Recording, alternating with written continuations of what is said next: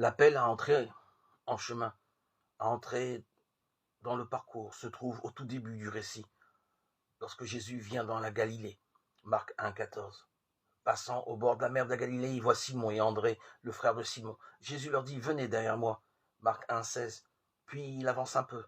Il voit Jacques, suivi de Zébédée, et Jean, son frère. Aussitôt, il les appelle. Marc 1, 19. Ces hommes sont décrits dans leur situation coutumière. Les premiers jettent l'épervier dans la mer. Ils sont pêcheurs. Les seconds, dans la barque, réparent leur filet.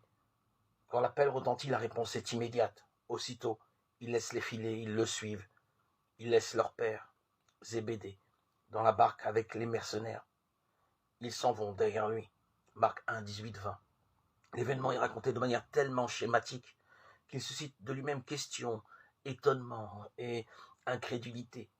Comment admettre que des hommes suivent Jésus sans encore le connaître, sans avoir surtout vécu quoi que ce soit avec lui? De ce point de vue-là, l'évangile de Luc semble bien plus satisfaisant.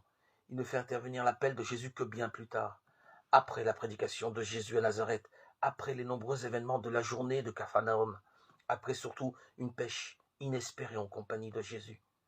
Il devient alors psychologiquement vraisemblable que ces hommes laissent tout et le suivent. Luc 5, 11.